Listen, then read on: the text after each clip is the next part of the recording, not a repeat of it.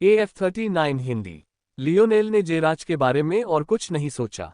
उसे न तो ये शर्म की बात लगी और न ही उसे खुद पर दया आई। वह तो पहले से ही किसी और काम पर ध्यान केंद्रित कर रहा था। लियोनेल बिल्कुल ऐसा ही इंसान था। लियोनेल को अब ज्यादा से ज्यादा इतना यकीन हो गया था कि इस ग्रह पर उसे अपने ग्रह के बारे में कुछ जरूरी जानकारी ढूंढनी है। हालांकि उसे ठीक ठीक पता नहीं था कि वह क्या है, लेकिन वह उसे ढूंढ जरूर लेगा। पर पहले लियोनेल ने खुद को अपने घर के उसी ऊपरी मंजिल वाले कमरे में बंद कर लिया। उसने अपने दिमाग का एक हिस्सा जिले की हालत पर नजर रखने के लिए और दूसरा ये सुनिश्चित करने के लिए कि छोटा मिंक ठीक है, दो हिस्सों में बांट दिया। फिर वह लैब सेटिंग में जाने के लिए तैयार हो गया। जैसे ही वह ऐसा कर रहा था, उसके होंठ मुड़ गए, क्योंकि उसने महसूस किया कि अंधेरे का एक ज्वलंत स्तंभ आसमान में उठ रहा है, क्योंकि छोटे मिंक ने वहां अपना निवास स्थान बना लिया है। बेशक यह उस छोटे बच्चे के लियोनेल से संबंध के जरिए हुआ था। तो तकनीकी तौर पर लियोनेल ही एक और दावा कर रहा था, लेकिन इससे लियोनेल के चेहरे पर मुस्कान आ गई। फिर भी वह फिर से गंभीर हो गया। उसे इस बात की परवाह नहीं थी कि इससे क्या हंगामा होगा। उसके दिमाग में तो इससे भी ज्यादा महत्वपूर्ण बात थी। अब जब वह अपने आत्मिक दबाव के साथ चौथे आयाम में प्रवेश कर चुका था, तो वह परिणामों की चिंता किए बिना एलियाड के मन की खोज कर सकता था। लियोनेल लैब सेटिंग में दाखिल हुआ और एलियाड को पकड़े हुए स्नोग्लोब को बाहर लाया। एक विचार के साथ मानसिक जादूगर प्रकट हुआ, जो अभी भी भ्रमात्मक जंजीरों में जकड़ा हुआ था। एलियाड जोर से खांसने लगा। जब उसने चारों ओर देखा तो उसकी निगाहों में भ्रम के भाव दिखाई दे रहे थे। जब उसने ऊपर देखा और लियोनेल को अपने ऊपर खड़ा देखा, तो उसकी आंखों में क्रोध और घबराहट की झलक देखी जा सकती थी। इस दौरान लियोनेल खंडित घन की निलंबित एनिमेशन क्षमता को धीरे धीरे एलियाड को ठीक करने दे रहा था। इसलिए मानसिक जादूगर की पहले की उन्मत्त अवस्था की तुलना में अब वह काफी बेहतर था। बेशक लियोनेल को जरा भी अंदाजा नहीं था कि मानसिक चोटों को ठीक करने वाले अनमोल खजाने कितने दुर्लभ होते हैं। अगर उसे पता होता तो उसे पता चल जाता कि उसने एक बार फिर खंडित घन को हल्के में ले लिया है। वैसे लियोनेल ने ये सब एलियाड के लिए नहीं, बल्कि अपने लिए किया था। एलियाड की यादें जितनी ज्यादा गहरी होती, उसके लिए चीजें उतनी ही आसान होती। अगर वह यादों के टुकड़ों को खंगाल रहा होता, तो सच्ची कहानी को जोड़ना मुश्किल ही नहीं, बल्कि कष्टदायक भी होता। लियोनेल ने एलियाड के लिए एक शब्द भी नहीं छोड़ा। उसे लगा कि यह उसके समय की बर्बादी है। इसलिए बिना किसी हिचकिचाहट के उसने माइंड सर्च चालू कर दिया। एलियाड की आंखें चौड़ी हो गईं और उसकी आंखों में एक भयावह रोशनी चमक उठी। उसने सोचा कि लियोनेल उसके जैसे मानसिक जादूगर पर ऐसी तकनीक का इस्तेमाल करके मूर्खता कर रहा है। लियोनेल को एक नासमझ गुलाम बनाने के विचार से ही उसके मुंह में पानी आ गया। लेकिन जब उसने लियोनेल के आत्मिक दबाव की ताकत महसूस की, तो वह पीला पड़ गया। तीसरे आयाम में किसी की इतनी ताकत कैसे हो सकती है? ये तो नामुमकिन था। तभी उनके दिमाग में एक चौंकाने वाली संभावना आई। ऐसा नहीं हो सकता, आपके पास ऐसा नहीं हो सकता। एलियाड को ऐसी बातें पता थीं जो कैमलॉट के बाकी लोगों को नहीं थीं। आखिरकार वह मूल किंवदंती का हिस्सा नहीं था। उसे उसके संगठन ने घुसपैठ करके मुख्य खजाने पर कब्जा करने के लिए भेजा था। लेकिन ठीक इसी वजह से उन्हें झटका लगा। सभी जानते थे कि जब तक शरीर पर्याप्त रूप से मजबूत न हो, मन से चौथे आयाम में प्रवेश करना असंभव है। बिना ठोस आधार के ऐसा करने से व्यक्ति स्वयं ही नष्ट हो जाएगा। फिर भी लियोनेल का शरीर निश्चित रूप से अभी भी तीसरे आयाम में ही था। इसके अलावा उसके शरीर में घूमने वाली शक्ति भी तीसरे आयाम में ही मानी जाती थी। ऐसा करना तब तक संभव नहीं होना चाहिए था जब तक लियोनेल के पास कोई योग्यता या वंश तत्व न हो जो उसे इन नियमों को दरकिनार करने की अनुमति देता हो। दुर्भाग्यवश एलियाड के लिए लियोनेल के पास इनमें से एक नहीं, बल्कि दोनों चीजें थीं। एलियाड निराशा में डूब गया, क्योंकि उसे लगा कि उसकी यादें उसे खा जा रही हैं। उसने चाहे जितना भी संघर्ष किया, लियोनेल का मन एक हिंसक झुंड की तरह था। माइंड सर्च वाकई एक खतरनाक तकनीक थी।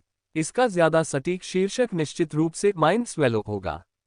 ये कहना कि कोई खोज रहा था पूरी तरह से गलत था।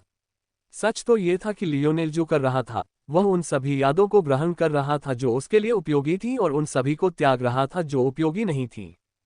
तकनीक की शैली के कारण लियोनेल को अपने मन और एलियाड के मन के बीच एक पुल बनाना पड़ता था।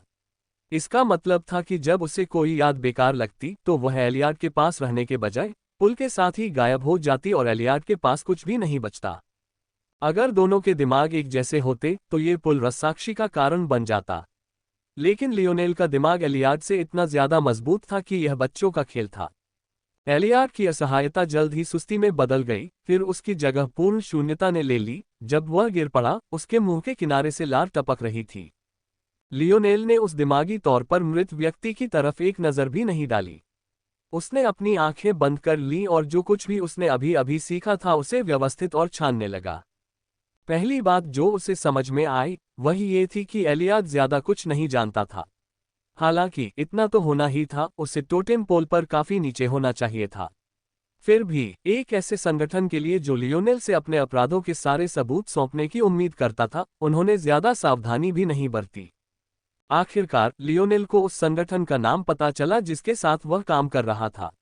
वह नाम जिसके बारे में बहुत से लोग बात करने से कतराते थे, शील्ड क्रॉस सितारे। अब जाकर लियोनेल को समझ आया कि वह कितना बदकिस्मत था। यह तथाकथित शील्ड क्रॉस टॉस संगठन असल में ब्रह्मांड की एक पुलिस बल था। इसका कर्तव्य दुनिया भर के जानवरों और मानवों की सुरक्षा और मानवीय अधिकारों की रक्षा करना था। यहाँ मुख्य मुद्दा ये था कि लियोनेल ने कभी यह उम्मीद नहीं की थी कि जिस संगठन को उसने अपने गलत कामों के सबूत न सौंपकर अपमानित किया था, वही संगठन उसे निगरानी योग्य भगोड़ा घोषित कर देगा। क्या यह महज एक संयोग था, या फिर उन्होंने जानबूझकर उसे निशाना बनाया था? लियोनेल के विश्लेषण से उसे पूरा यकीन था कि यह सचमुच एक संयोग था। लेकिन अगर वह सही था तो वह कितना बदकिस्मत था। अब जिस संगठन ने उसके साथ ऐसा किया था उसे हर समय उसकी लोकेशन का पता भी था। लानत है। लियोनेल खड़ा हो गया, उसका जबड़ा कठोर हो गया। वह यहाँ सुरक्षित नहीं था। उसे जल्द से जल्द पृथ्वी पर वापस जाने का रास्ता ढूंढना था। चूंकि वहां अभी तक एससीएस की कोई शाखा नहीं थी, इसलिए उनके लिए उसे परेशान करना ज्यादा मुश्किल होगा। मुद्दा ये था, कैसे दूसरे जोन में प्रवेश करना मुश्किल होगा। टेलीपोर्टेशन प्लेटफॉर्म का इस्तेमाल करना भी शायद एक और विकल्प नहीं था। मैं पहले आईना को ढूंढूंगा, फिर सोचूंगा कि क्या करना है। लियोनेल ने आह भरी। उसे ऐसा लग रहा था जैसे उसके सिर पर गिलोटिन लटक रहा हो। हालांकि कम से कम अब उसे उसके अस्तित्व का एहसास तो हो रहा था। इतना ही नहीं, उसे और भी कई बातों का एहसास हो गया था। तारांकन दिन तेजी से बीत गए। जल्द ही लियोनेल के पास सेंट्रल टॉवर में बाकी सभी लोगों के साथ शामिल होने के अलावा कोई विकल्प नहीं बचा। उस सुबह जब टाइमर के शून्य पर पहुंचने में बस कुछ ही घंटे बचे थे, एक छायादार आकृति धीरे धीरे सेंट्रल टॉवर की ओर बढ़ी। सबसे पहले किसी की नजर एक झुकी हुई पीठ पर पड़ी। बाकी सब काले रंग में लिपटा हुआ था। अब तक सभी को पता चल गया था कि यह तलवार राक्षसी थी, वही महिला जिसने उत्तरी द्वार पर हंगामा खड़ा किया था। तलवार की रानी के कदम हल्के थे। यह मानना लगभग नामुमकिन था कि उसका आकार इतना बड़ा होते हुए भी इतना फुर्तीला था। तीसरे चरण से आगे सभी परीक्षण सेंट्रल टॉवर को केंद्रबिंदु बनाकर शुरू होंगे। नतीजतन वहां आने वाले लोगों की संख्या शुरू से ही काफी ज्यादा थी। इसलिए इसमें कोई आश्चर्य की बात नहीं थी कि इतनी अजीब आकृति शुरू से ही सामने आ गई। बेशक अजीबोगरीब लोगों की कोई कमी नहीं थी। हालांकि शुरू से ही ज्यादातर लोगों की नजरें उत्तरी क्षेत्र के प्रवेश द्वारों पर टिकी थीं। इस खास क्षेत्र से आने वाले ऐसे व्यक्ति ने तुरंत ही कई लोगों का ध्यान अपनी ओर खींच लिया। उत्तरी क्षेत्र की निगरानी का काम जिन लोगों को सौंपा गया था, उनके अपने अनुमान थे, फिर भी उन्होंने खुद इसकी पुष्टि करने की हिम्मत नहीं की। अगर वे सही थे तो यह व्यक्ति ब्रेव सिटी के टेरन पर प्रकट होने के बाद से दूसरे चरण से जन्मा एकमात्र सम्राट था। यह ऐसा व्यक्ति नहीं था जिसे वे अपमानित कर सकते थे। हालांकि वे यह नहीं देख पा रहे थे कि हुड के नीचे क्या है, इससे उस व्यक्ति का डर और भी बढ़ गया।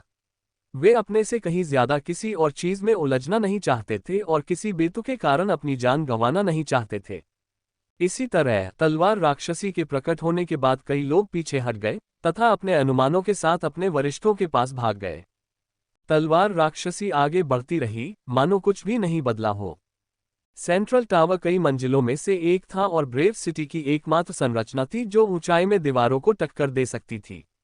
साथ ही यह अविश्वसनीय रूप से चौड़ी भी थी, हालांकि यह वास्तव में उससे कहीं ज्यादा ऊंची थी। इस डिजाइन को देखकर ऐसा लगता था जैसे पहली मंजिल पर ही प्रवेश करते ही किसी बिल्कुल नई दुनिया में कदम रख दिया हो। टावर की पहली मंजिल विशाल और बेहद नीरस थी। ये लोगों को उनकी मनचाही जगहों तक पहुंचने में मदद करने वाले एक माध्यम से ज्यादा कुछ नहीं थी। वहां धरती जैसी कोई सीढ़ियां या लिफ्ट नहीं थी, बल्कि वहां ऊंची जगहें थीं जहां लोगों की कतारें लगी होती थीं। हर एक पर एक छोटा टेलीपोर्टेशन स्टेशन था जो किसी को किसी खास मंजिल तक पहुंचा देता था। पहले और दूसरे चरण में टावर एक रेस्टोरेंट से ज्यादा कुछ नहीं था। पर्याप्त प्रतिष्ठा के साथ कोई भी ऊपरी मंजिल तक पहुंच सकता था और ऐसे व्यंजनों का आनंद ले सकता था जो टैरन की दुनिया में शायद ही कभी देखने को मिलते हों। बदकिस्मती से लियोनेल को इस बात का अंदाजा नहीं था, वरना वह इसका फायदा उठा सकता था। वह बहुत पहले ही अपने साधारण मांस और ज्यादा मांस वाले सादे आहार से ऊब चुका था। बेशक ये भी ज्यादातर उसके अपने आलस्य की वजह से ही था।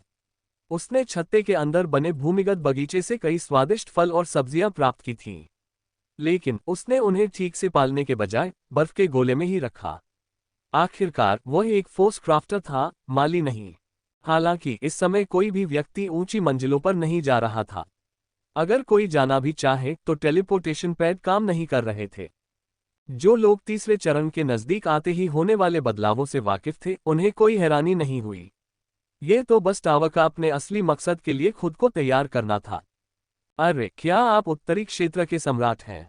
मुझे अपने माथे पर लगा निशान दिखाओ। एक समय में चहल पहल से भरा टावर अचानक शांत हो गया। जो आवाज पुकार रही थी वह बहुत तेज थी। उसमें इतनी जोरदार आवाज थी कि बाकी सबकी आवाजें सीधे दबा दी गईं। जाहिर है ऐसा इसलिए था क्योंकि उस समय भीड़ के ऊपर से कोई और बोलने की कोशिश नहीं कर रहा था, वरना यह मामला इतना आसान नहीं होता। सभी का ध्यान उस सम्राट जिसने बोला था और उस काली आकृति जिसे निशाना बनाया गया था के बीच घूम रहा था। ब्रेव सिटी में शुरू से ही बहुत कम सम्राट थे, इसलिए सभी ने तुरंत पहचान लिया कि मूल वक्ता विलास मिराज था, जो मिराज पवेलियन का युवा उत्तराधिकारी था। उनका शरीर गोल-मटोल था, फिर भी उनका आकर्षण कुछ हद तक स्त्रियोचित भी था। बेशक लाल वस्त्र और बैंगनी रंग के मुलायम कवच ने उन्हें इस छवि से बचने में ज्यादा मदद नहीं की। इसमें कोई मदद नहीं की जा सकती थी। मिराज पवेलियन का उत्तराधिकारी शायद ही कोई पुरुष होता हो। दरअसल उनके इतिहास में ऐसा सिर्फ दूसरी बार हुआ था। ये कहने के बावजूद इस गोल-मटोल स्त्रैण पुरुष को कोई नीची नजर से नहीं देखता था। इसलिए जब उस काले व्यक्ति ने कोई प्रतिक्रिया देने की जहमत नहीं उठाई तो हवा में तनाव साफ महसूस होने लगा। विलास की नजरें सिकुड़ गईं। उसके गाल सिकुड़ गए, मानो उसकी आंखें पूरी तरह ढक गई हों। विलास अचानक हंस पड़ा, उसका शरीर धीरे धीरे आगे बढ़ रहा था। रेनरेड और जिल्निया जो उसके साथ थे उसे देखते हुए कुछ नहीं बोले। तीसरा चरण अभी शुरू होना बाकी था, इसलिए वे अभी भी दूसरे चरण के नियमों के अधीन थे। अभी तक परीक्षणों के बाहर लड़ाई के खिलाफ कोई नियम नहीं थे। इसके अलावा अगर होते भी तो वे इस समय विलास के कार्यों का समर्थन करते। ऐसे रहस्यमय व्यक्तित्व के बारे में जानने का सबसे अच्छा तरीका ये होगा कि उनका व्यक्तिगत परीक्षण किया जाए। शक्तियों के उत्तराधिकारी होने के नाते उन्हें विश्वास नहीं था कि कोई अनजान व्यक्ति उनसे बेहतर हो सकता है। उनके मन में अगर वे निम्न परिवारों में पैदा हुए हैं और उन्हें कोटा नहीं मिला है तो वे भी दूसरे चरण के माध्यम से सम्राट बन सकते हैं। ये सच था या नहीं, यह अभी भी बहस का विषय था, लेकिन महत्वपूर्ण बात यह थी कि वे इस पर विश्वास करते थे। वह छायादार आकृति जरा भी नहीं हिली।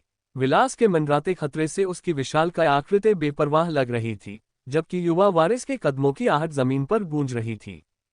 एक कोने में सिल और अनारेड चुपचाप देख रहे थे। इस दौड़ में उनका कोई खास घोड़ा नहीं था, इसलिए वे भी बाकियों की तरह बस तमाशा देख रहे थे। बड़े भाई, क्या आप उस व्यक्ति को पहचानते हैं? अनारेड की नजर थोड़ी सिकुड़ गई, लेकिन अंत में उसने अपना सिर हिला दिया। नहीं, मुझे नहीं पता। सिल की प्यारी आंखें मासूम जिज्ञासा से झपक उठीं। ऐसा लग रहा था कि तलवारों वाली मॉन्ट्रेस की कहानी अभी ज्यादा दूर तक नहीं फैली थी, लेकिन इसमें कुछ तो दम था। आखिरकार तलवारों वाली मॉन्ट्रेस के यहाँ पहुंचने का एक कारण तो यही था कि ब्रेव सिटी की ओर आने वाले लोगों की भीड़ के कारण किसी एक को पहचानना मुश्किल हो गया था। उस समय विलास उस छायादार आकृति के 3 मीटर के भीतर तक पहुंच गया और फिर रुक गया। यदि पहले से ही हर कोई इस व्यक्ति से बच रहा था तो अब वे उससे और भी अधिक दूरी बना रहे थे। किसी को भी इस नाटक में फंसने में कोई रुचि नहीं थी। विलास ने एक बार फिर बोलने के लिए अपना मुंह खोला, लेकिन टकराना। तलवार मॉन्स्ट्रेस की पीठ से एक भारी तलवार निकली जो टॉवर के फर्श के पत्थर के मैदान पर गिरी। तलवार के भारी होने के बावजूद उस पर एक भी निशान नहीं पड़ा, लेकिन इससे तलवारबाज की ताकत पर किसी को शक नहीं हुआ। चौड़ी तलवार प्रभाव के कारण बहुत जोर से कांपने लगी, मानो वह तलवार राक्षसी के हाथों से छूटने के लिए प्रयासरत हो, क्योंकि वह विलास का सामना कर रही थी। जब तलवार सामने आई तो जिल्निया की निगाहें सिकुड़ गईं। विलास तलवारबाज से लगभग 3 मीटर आगे खड़ा था, लेकिन विशाल तलवार की अत्यधिक लंबाई के कारण वह उसके सामने बस 1-2 फुट की दूरी पर झंझना उठी। दरअसल ऐसा लग रहा था जैसे तलवार उसकी टांगों के बीच में मारी गई हो, जिससे उसे हल्की ठंडक महसूस हो रही थी। हालांकि विलास को जो महसूस हुआ वह डर नहीं था। यह प्रक्रिया इतनी धीमी थी कि वह बिना किसी परेशानी के शुरुआत से अंत तक देख पाया।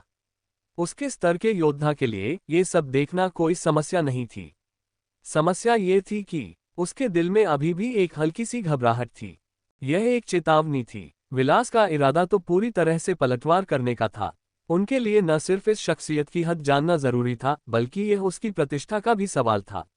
अगर वह अभी पीछे हटता तो वह उसे कहाँ रखता, खासकर जब ये सब शुरू करने वाला वही था। ये लगता है कि जब विलास कुछ और कहना चाहता था तो उसे अचानक ऐसा महसूस हुआ कि कोई आकृति उसके पास आ खड़ी हुई है।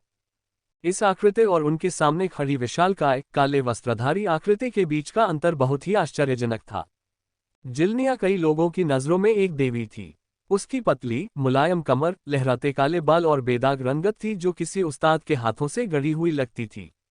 हालांकि हीरा की तुलना में उसमें कुछ कमी थी, लेकिन ऐसा लगता था कि यह उसके अपने रूप रंग की कमी के बजाय परिपक्व और सुसंस्कृत स्वभाव की कमी के कारण था।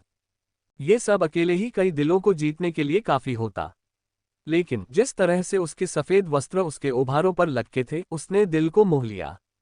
और चाहे बनावटी हो या संयोग से, जिस तरह से उसका आसमानी नीला मुलायम कवच उसकी छाती को ढांक रहा था और उसकी पतली टांगों को उभार रहा था, उसने कल्पनाओं को और भी उड़ान दी।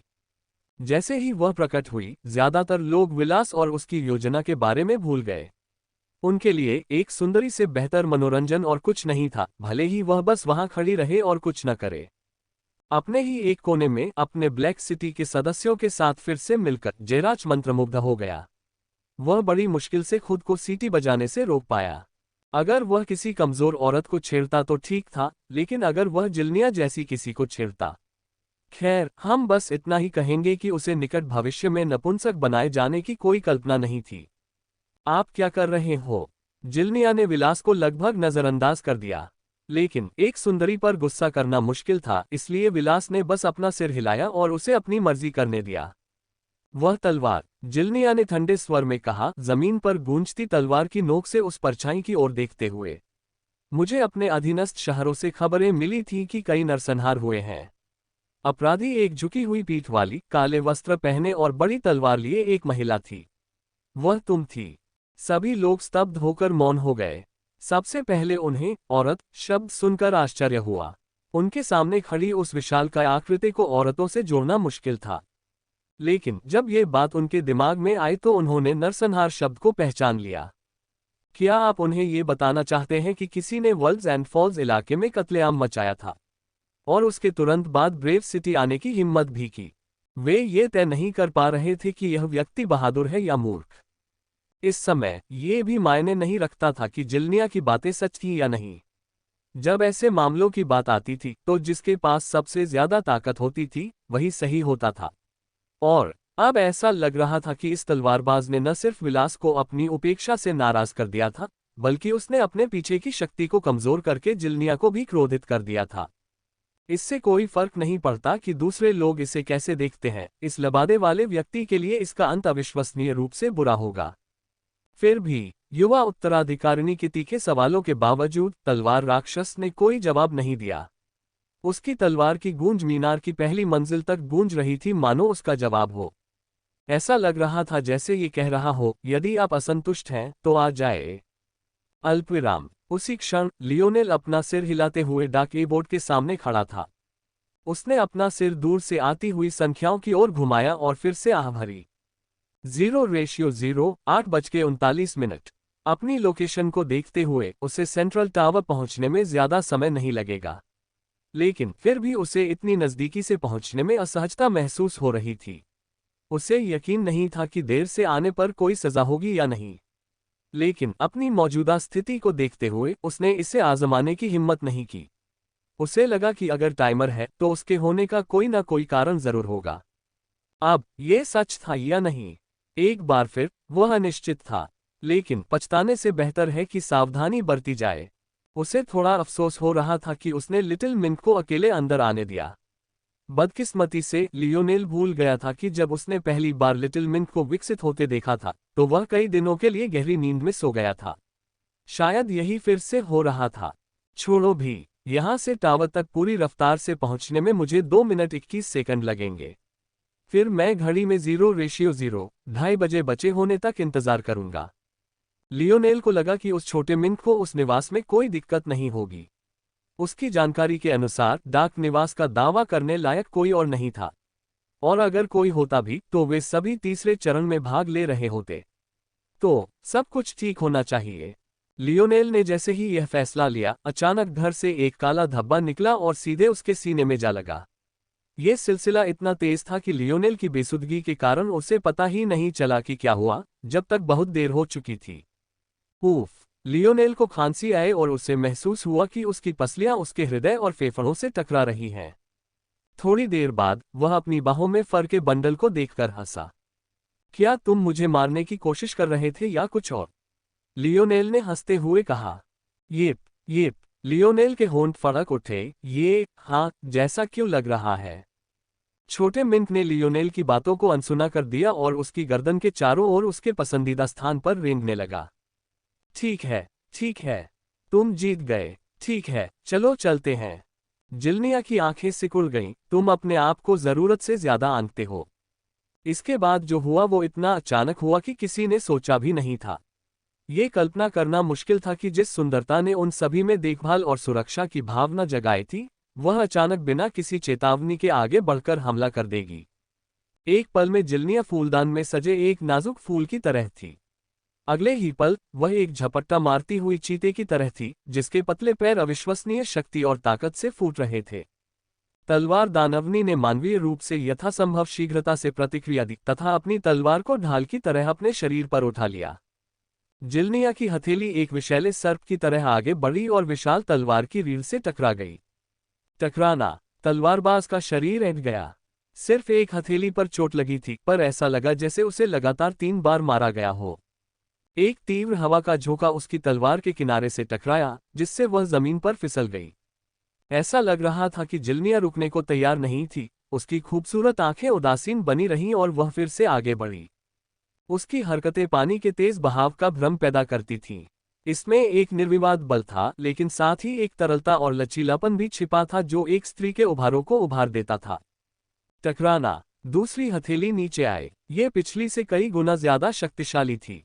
3 परतों वाले प्रहारों के बजाय इसमें 4 परतें थीं। इस बार तलवारबाज राक्षसी का पैर फिसल गया। जमीन पर अब और फिसलने में असमर्थ, वह पीछे की ओर लड़खड़ा गई और अपने पैरों से उछल गई।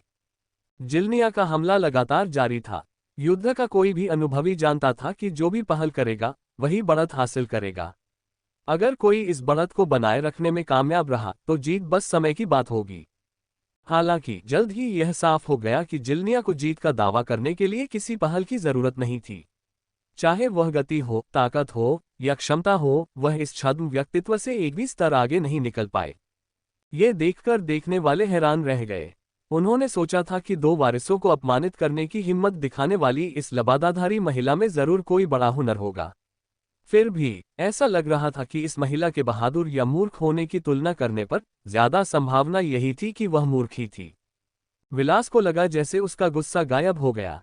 भावनाओं की कितनी बर्बादी! उसे यकीन नहीं हो रहा था कि उसने अपने से इतने नीचे के इंसान पर गुस्सा करके अपना समय बर्बाद किया। ऐसा लगता है कि जिल्निया को अपने फॉल स्टाइल के प्रति समझ आ गई है। उसे उसकी क्षमता के साथ जोड़ दे तो वह सचमुच बहुत परेशानी वाली हो जाएगी। हर बार जब जिल्निया हमला करती थी तो ऐसा लगता था जैसे उसके 3, 4, 5 और कभी-कभी तो 6 लोग एक ही समय में एक ही व्यक्ति पर हमला कर रहे हों। उसका हृदय घृणा से भर गया। बस मर जाओ, उसने ठंडे मन से सोचा। वह नहीं जानती थी कि यह व्यक्ति कौन था, लेकिन उसने सचमुच इससे अधिक मूर्ख व्यक्ति कभी नहीं देखा था। समय की मार से ये तलवारबाज अपनी शक्ति के चंगुल से बच निकलने में पहले ही कामयाब हो चुकी थी। फिर भी इस सौभाग्य को स्वीकार करने के बजाय वह सीधे शेर की मांद में जा घुसी। जिल्निया की हथेली तलवार राक्षसी के सिर की ओर बढ़ी। उसकी हथेली के आसपास की हवा कांप रही थी। गौर से देखने पर ऐसा लग रहा था जैसे उसकी चोट किसी पर आरोपित हो। एक हिस्सा दर्शाता था कि उसकी हथेली कहाँ होगी, एक हिस्सा दर्शाता था कि वह अभी कहाँ है, और आखिरी हिस्सा दर्शाता था कि वह कहाँ थी। ये हमले एक साथ हुए जिससे हवा में कंपन पैदा हो गया। यदि यह प्रहार किसी तृतीय आयामी दुनिया में किया गया होता तो इसमें कोई संदेह नहीं था कि ध्वनि अवरोध के टूटने की आवाज अवश्य सुनाई देती। यह उस समय की बात है जब जिल्निया की हथेली तलवार राक्षसी के सिर को अपने ऊपर गिराने से कुछ ही क्षण दूर थी कि चीजें अचानक बदल गईं। तलवारबाज राक्षसी का आभामंडल उमड़ पड़ा। एक भयावह, अंधेरी और रक्तपिपासु हवा फूट पड़ी। हुड वाले लबादे के नीचे से दो आंखें दिखाई दे रही थीं, जो एक चमकदार सुनहरी रोशनी से जगमगा रही थीं और गहरे अंधेरे में टिमटिमा रही थीं। तलवार राक्षसी ने अपनी महान तलवार को जिल्निया की हथेली से टकराने के लिए घुमाया। टकराना। तलवारबाज ने खुद को स्थिर करने से पहले कई कदम पीछे हटे, जबकि जिल्निया ने सिर्फ एक कदम उठाया। लेकिन बिना किसी हिचकिचाहट के तलवारबाज फिर से आगे बढ़ी। उसकी विशाल तलवार धूमकेतु की पूंछ की तरह उसकी पीठ से लगी हुई थी। उसने अपनी तलवार को एक बड़े चाप में आगे बढ़ाया, जिससे हवा में एक धुंधलापन छा गया। टकराना। जिल्निया ने तलवारबाज राक्षसी को फिर से पीछे धकेल दिया। उसके चेहरे पर क्रोध भरा हुआ था, मानो उसे यकीन ही नहीं हो रहा था कि इतनी दरिंदगी भरी औरत उससे लड़ने की हिम्मत कर सकती है। दर्शक ऐसे चुप रहे मानो ऐसी किसी बात में पड़ने से डर रहे हों। उन्हें भी उम्मीद नहीं थी कि तलवारबाज अचानक पलटवार करेगी, लेकिन सच तो ये था कि उन्हें कोई फर्क ही नहीं पड़ा। हालांकि उनमें से जो लोग चतुर थे, उन्हें यह एहसास हो गया कि शायद तलवार की राक्षसी उतनी मूर्ख नहीं थी जितनी वह दिखती थी। अब तक टाइमर के शून्य पर पहुंचने में 5 मिनट से भी कम समय बचा था। शुरुआत में बिल्कुल भी लड़ने में असमर्थता का नाटक करके वह लड़ाई को लंबा खींचने में कामयाब रही। जब उसे लगा कि वह सचमुच मर सकती है, तभी उसने सचमुच लड़ना शुरू किया। अगर सब कुछ इसी तरह चलता रहा तो टाइमर बजने से पहले जिल्निया उसे मार नहीं पाएगी, और जब तीसरा चरण शुरू होगा तो सारे नियम बदल जाएंगे।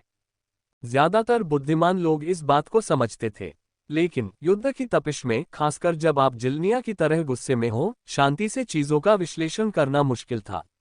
विलास और रेनरेड ने जिल्निया को ये बात क्यों नहीं समझाई, इसके दो कारण थे। एक तो अगर किसी को उसे ये समझाना पड़ा तो जिल्निया की और बदनामी होगी, और दूसरी बात तलवारबाज की युद्ध शक्ति देखने के बाद अब उन्हें उससे डर नहीं लगता था। उन्हें इस बात की कोई परवाह नहीं थी कि वो मरेगी या नहीं, इससे कुछ बदलने वाला नहीं था। यही कारण था कि उन्होंने लियोनेल को मारने के लिए आगे नहीं बढ़ने दिया। आने वाले मुकदमों पर उसका प्रभाव सीमित होगा। टकराना। तलवारबाज एक बार फिर पीछे खिसक गया, लेकिन इस बार जिल्निया ने उसका पीछा नहीं किया। तो यही है तुम्हारी साजिश।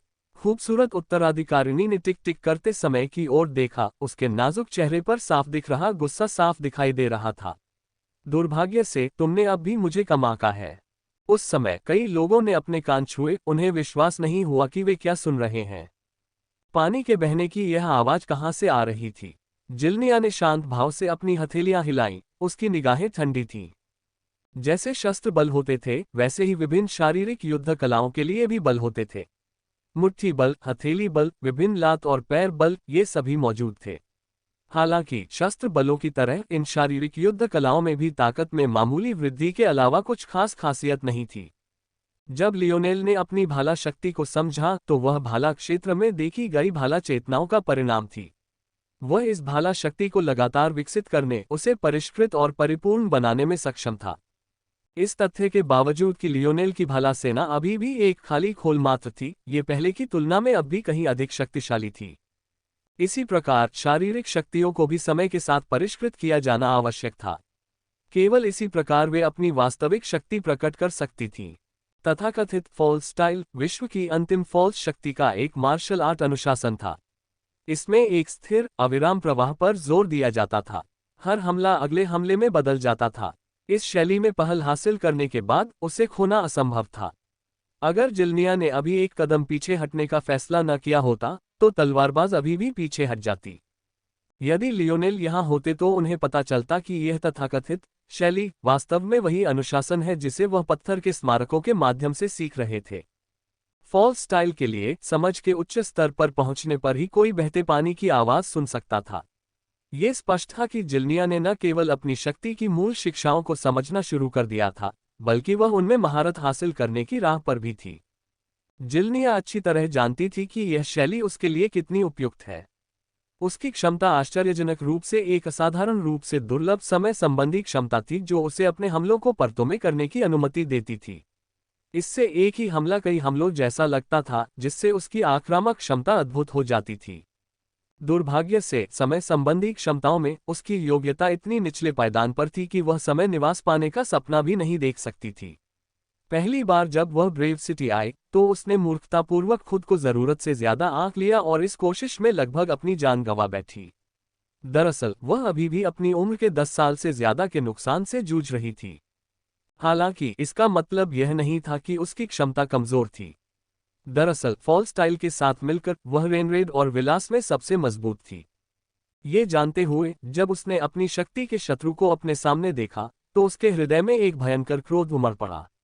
वह सबसे शक्तिशाली थी, वह ऐसी योजना को सफल कैसे होने दे सकती थी? मरना। जिल्निया फिर आगे बढ़ी, लेकिन इस बार उसकी गति लगभग दोगुनी लग रही थी। उसकी हथेलियां मानो ऊपर से किसी देवता के न्याय की वर्षा कर रही थी। Bang bang bang. तलवार राक्षसी बड़ी मुश्किल से उसे रोक पाए, लेकिन उसकी सफलता ने जिल्निया को और अधिक क्रोधित कर दिया। जिल्निया की निगाहें लाल हो गईं। अब तक पानी के तेज बहाव की आवाज अपने चरम पर पहुंच चुकी थी। मानो वे सब किसी असंभव से विशाल झरने के तल पर खड़े हों, जो इतनी तेजी से गिर रहा हो कि उसके तल पर मौजूद चट्टानें चूर चूर हो गई हों। जिल्निया का अगला वार इतना तेज था कि वह तलवार दानव की विशाल तलवार की रक्षा को भेदते हुए सीधे उसके सिर की ओर जा लगा। हुड के नीचे 2 आंखों की चमक टिमटिमा रही थी। अमानवीय प्रतिक्रिया के साथ तलवारबाज ने अपना सिर पीछे की ओर मोड़ लिया। हालांकि हवा का दबाव उसके कंधे से टकराया, जिससे उसका शरीर पीछे की ओर घूम गया। टकराना। तलवार मॉन्स्ट्रेस दसियों मीटर पीछे की ओर गिरी और टॉवर की दीवारों से टकरा गई। उस क्षेत्र में खड़े सभी लोग भाग गए, वे जिल्निया के रास्ते में आने को तैयार नहीं थे। टपकते खून की आवाज से टॉवर में फिर से सन्नाटा छा गया। उस पल सभी ने एक ही चीज देखी। तलवारबाज का लबादा फट गया था, जिससे उसका खून से सना कंधा दिखाई दे रहा था। हालांकि सबसे चौंकाने वाली बात यह थी कि इस तलवारबाज की तथाकथित झुकी हुई पीठ असल में एक विशाल, अजीब तरह से घुमावदार ढांचा थी जो खुद तलवारबाज से भी बड़ा था। लबादा का ज्यादातर हिस्सा फट जाने के बाद तलवारबाज राक्षसी के असली आकार का अंदाजा लगाना आसान हो गया था। दरअसल वह एक दुबली पतली युवती लग रही थी, और जिस तरह उसके काले बाल उसके चेहरे पर गिरे थे उससे वह कुछ हद तक आकर्षक भी लग रही थी। हालांकि जब तलवार राक्षसी ने अपना सिर उठाया तो जिज्ञासा के सभी विचार गायब हो गए। अपनी सारी उम्र में उन्होंने ऐसा भयावह दृश्य कभी नहीं देखा था। उसके चेहरे पर एक भयानक संक्रमण फैला हुआ था, मानो किसी कीचड़ भरे युद्ध की खाइयां हों। निशान इतने सूजे हुए थे कि उन्होंने उसके चेहरे के उन हिस्सों को भी थोड़ा बहुत ढक लिया था जहां संक्रमण नहीं फैला था। हरे, बैंगनी और यहां तक कि गहरे भूरे रंग भी उन सब पर छाए हुए थे। ये सब रोशनी के नीचे इस तरह से परावर्तित हो रहा था कि देखने वालों की रूह कांप रही थी। उद्धरण चिन्ह डॉट डॉट डॉट।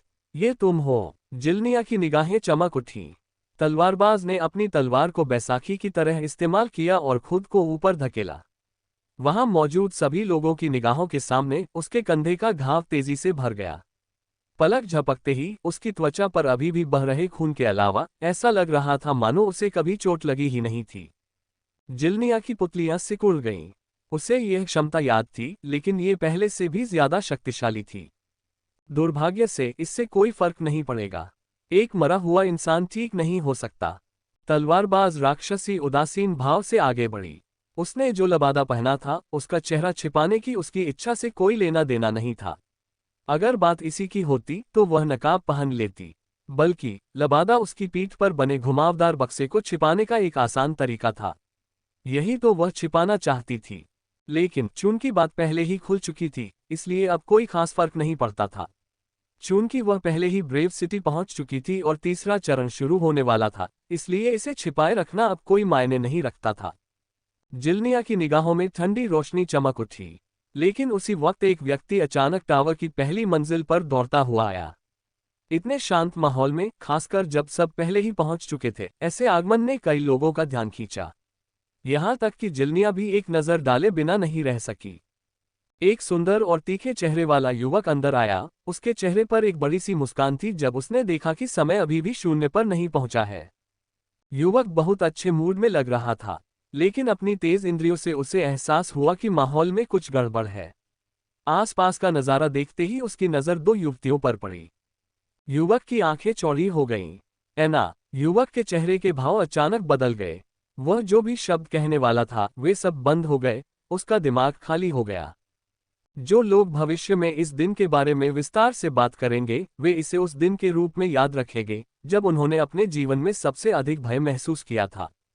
वहां उपस्थित प्रत्येक व्यक्ति को ऐसा महसूस हो रहा था मानो उनके हृदय को किसी रीपर ने जकड़ लिया हो, जैसे उनकी नसों में हड्डियों जैसा ठंडा पानी डाल दिया गया हो, जो उनके शरीर से होकर गुजर रहा हो और उन्हें पूरी तरह से पनडुब्बी बना रहा हो।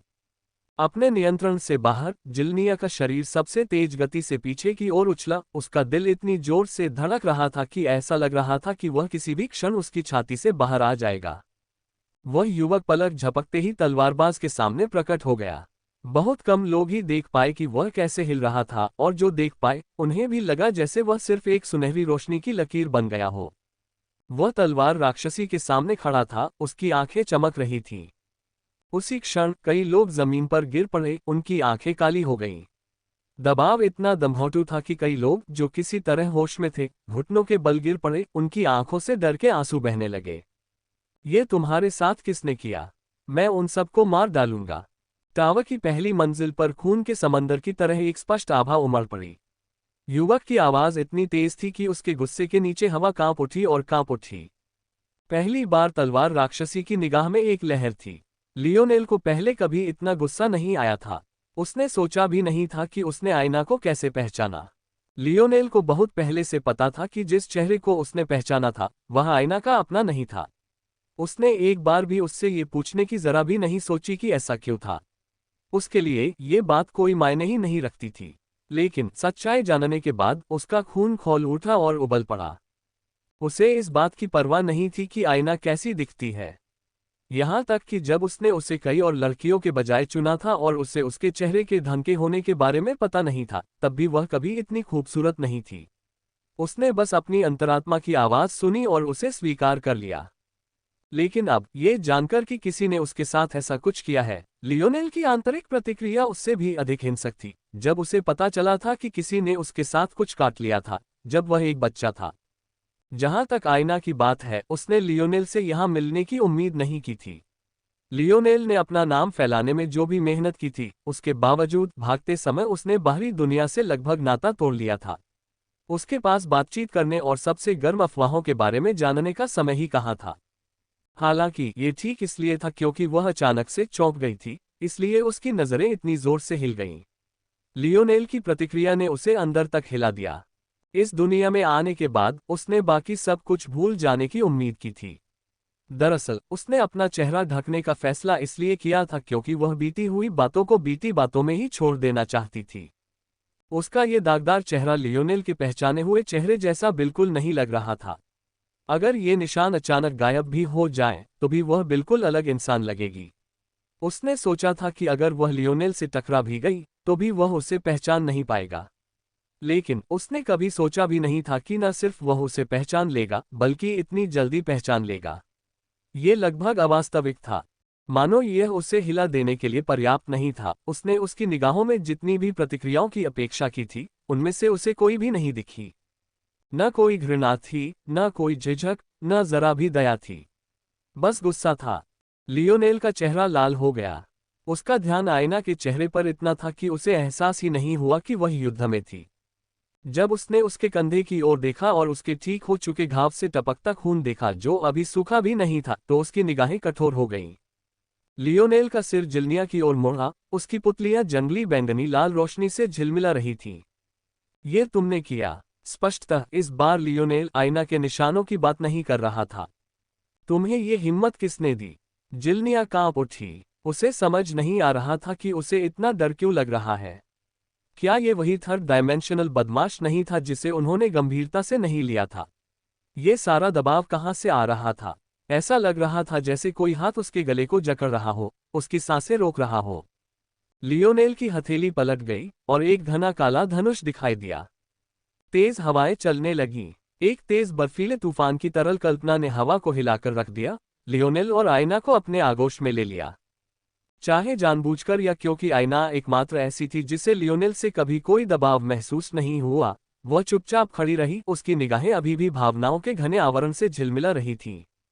मरना। लियोनेल ने भी वही शब्द बोले जो जिल्निया ने बोले थे, लेकिन किसी तरह ये रीपर की सच्ची पुकार जैसा लगा। रीपर के संस्करण की तुलना में यह एक आदेश जैसा लग रहा था, नरक की गहराइयों से एक निर्विवाद पुकार। संसार की ऊर्जाओं से निर्मित एक तीर जीवन की ओर घूम गया। एक छोटे से मिंक ने लियोनेल की गर्दन के चारों ओर अपने नुकीले दांत दिखाए। उसका छोटा शरीर आकार में बढ़ रहा था और उसका फर खड़ा हो गया था। उसके शरीर से एक मोटी काली परछाई निकली और लियोनेल के शरीर को घेर लिया। और उसी क्षण शिंग शिंग शिंग, लियोनेल की शक्ति में अचानक एक तेज विशेषता आ गई। ऐसा लग रहा था जैसे वह किसी भी चीज को चीर सकता है, मानो कोई भी बाधा उसका रास्ता नहीं रोक सकती। जिल्निया को उन क्षणों में लगा कि चाहे वह कितनी भी कोशिश कर ले, कुछ नहीं होगा। लियोनेल की तीखी निगाहें उस पर टिकी थीं, उसके शरीर पर एक ठंडी, जानलेवा मंशा उभर रही थी। उसके बाल बेतरतीब ढंग से लहरा रहे थे, उसकी पीठ पूरी ताकत से सीधी और ऊंची होकर झुकी हुई थी। उसके काले वस्त्र की मोटाई के बावजूद उसके शरीर की परिपूर्णता का एहसास हो रहा था। शू! लियोनेल की उंगलियां उसके धनुष से अलग हो गईं। एक क्षण के लिए ऐसा लगा जैसे सभी लोग बर्फ और हिम की भूमि में धकेल दिए गए हों और ऊपर से लगातार ओले गिरते हुए देख रहे हों। जिल्निया को इतना डर लग रहा था कि वह हिल भी नहीं पा रही थी। उसे एक ऐसे स्टाइल ने जकड़ रखा था जो उसके फौज मार्शल आर्ट से कहीं आगे था। मानो उसकी हर सहज प्रवृत्ति का हिसाब रखा गया हो, मानो अगर वह बच भी गई तो मौत की गोद में कूदने जैसा ही होगा। यह एक ऐसा एहसास था जिसे वह जिंदगी भर नहीं भूल पाएगी। वह जानती थी कि उसके पास इससे कहीं ज्यादा ताकत है, शायद इस हमले से भी ज्यादा। लेकिन किसी वजह से उसने इसका इस्तेमाल करने की हिम्मत नहीं की। मानो किसी उच्च शक्ति ने उसे अपनी मृत्यु स्वीकार करने का आदेश दिया हो। और इस शक्ति के सामने वह कुछ भी नहीं थी। लेकिन 0:0, 0:0। डिंग! टावर की पहली मंजिल पर एक ऊर्जा घूम गई जिसने सब कुछ बुझा दिया। यहां तक कि लियोनेल का तीर भी हवा में गायब हो गया। जैसे ही घड़ी ने शून्य बजाया, पहली मंजिल के केंद्र से ऊपर एक केंद्रीय मंच उभरा और एक टेलीपोर्टेशन एरे टिमटिमाया। जल्द ही 3 आकृतियां दिखाई देने लगीं। जब वे प्रकट हुए तो सबसे पहले सबका ध्यान उनकी अजीबोगरीब मगर बहादुरी भरी वेशभूषा पर गया। हालांकि लियोनेल की निगाहों में अब भी खून की प्यास थी। उसे बस इतना पता था कि इन तीनों के प्रकट होने से उसकी आज्ञा पूरी नहीं हो पा रही थी। तीनों लोग लापरवाह थे। ये दुनिया निश्चित रूप से उतनी दिलचस्प नहीं थी जितनी दूसरों को सौंपी गई थी, लेकिन फिर भी उन्हें अपना काम तो करना ही था। चूंकि उन्हें एक साथ इस उबाऊ स्थिति में धकेला गया था, इसलिए उनमें एक दूसरे के प्रति भाईचारे का भाव था। सच तो ये था कि लियोनेल के हमले को नाकाम करने वाले वे लोग नहीं थे, ये तो टावर का एक सामान्य काम था। उन्हें जरा भी अंदाजा नहीं था कि उन पर एक ऐसे बच्चे ने गलत आरोप लगाया है जिसकी तरफ वे आमतौर पर दूसरी नजर भी नहीं डालते।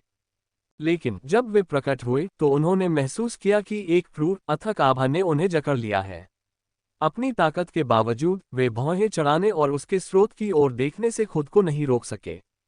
क्षण के लिए तो ऐसा लगा कि लियोनेल का इन लोगों पर हमला करने का सचमुच इरादा था। जो लोग उसे जानते थे, उनके चेहरे पर हैरानी के भाव थे। जिल्निया पर हमला करना एक बात थी, लेकिन इन परीक्षणों के पर्यवेक्षक न केवल ब्रह्मांड भर से आए असाधारण प्रतिभाशाली लोग थे, बल्कि वे निश्चित रूप से 5वें आयाम के प्राणी थे। दरअसल ये तो बस कुएं की तलहटी में बैठे उनके अनुमान थे। उन्हें बस इतना पता था कि ये लोग 5वें आयाम से परे थे।